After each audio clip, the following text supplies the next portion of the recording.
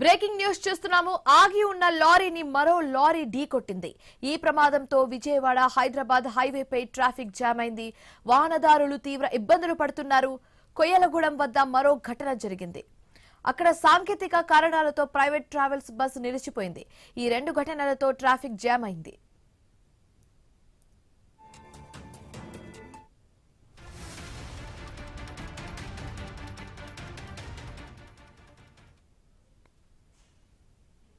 ఆగి ఉన్న లారీని మరో లారీ ఢీకొట్టింది. ఈ ప్రమాదంతో విజయవాడ హైదరాబాద్ హైవేపై ట్రాఫిక్ జామ్ అయింది.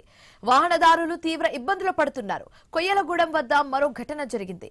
అక్కడ సాంకేతిక కారణాలతో ప్రైవేట్ ట్రావెల్స్ బస్ నిలిచిపోయింది. ఈ రెండు ఘటనలతో ట్రాఫిక్ జామ్ అయింది. అక్కడ ఇదే అంశానికి సంబంధించి మరింత తాజా సమాచారం మా Telangana bureau chief Kiran phone ద్వారా అందిస్తారు. కిరణ్, రద్దీగా ఉండేటువంటి హైదరాబాద్ టు విజయవాడ నేషనల్ హైవేపై మరోసారి ట్రాఫిక్ అయితే స్తంభించిన పరిస్థితి అయితే ఉందని చెప్పొచ్చు. చౌటుప్పల్ మండలం కైతపురం వద్ద ఒక ఆగి ఉన్న లారీని మరో లారీ ఢీకొన్నటువంటి నేపథ్యంలో రెండు లారీలు రోడ్డుకు అడ్డంగా పడ్డాయి. దీంతో అక్కడ దాదాపు 2-3 కిలోమీటర్ల మేర ట్రాఫిక్ జామ్ అయింది. అయితే చౌటుప్పల్ మండలం కొయ్యలగూడెం వద్ద మరో వాహనం సాంకేతిక కారణాలతో నిలిచిపోయినటువంటి నేపథ్యంలో ఆ వాహనం కూడా రోడ్డుకు అడ్డంగా ఉన్నటువంటి పరిస్థితి ఉందని చెప్పొచ్చు.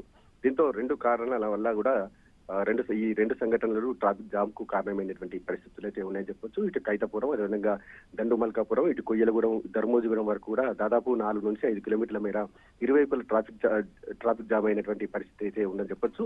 రోడ్డుకు అడ్డంగా ఉన్నటువంటి వాహనాలను ఇప్పటికే పక్కకు తొలగించినటువంటి నేపథ్యంలో ఇప్పుడిప్పుడే ట్రాఫిక్ అయితే క్లియర్ అవుతోంది. అదేవిధంగా బంపర్ టు బంపర్ అంటే స్లోగా మూవ్ అవుతున్నటువంటి పరిస్థితులు అయితే ఉన్నాయని చెప్పొచ్చు. మరోవైపు ఇటు ధర్మోజిగూడెం, అదేవిధంగా చౌటుప్పల్ టౌన్ లో కూడా ఈ రోడ్డు నిర్మాణం అంటే ఫ్లైఓవర్ నిర్మాణ పనులు జరుగుతున్నటువంటి నేపథ్యంలో అక్కడ సర్వీస్ రోడ్డు గుండా కూడా వాహనాలను దారి మళ్లించారు. ఆ నేపథ్యంలోనే ఇరుకు రోడ్ల గుండా వెళ్తున్నటువంటి వాహనాలతో కూడా కొంత ట్రాఫిక్ కు అంతరాయం ఏర్పడిందని కూడా చెప్పొచ్చు. Shivani, thank you Kiran.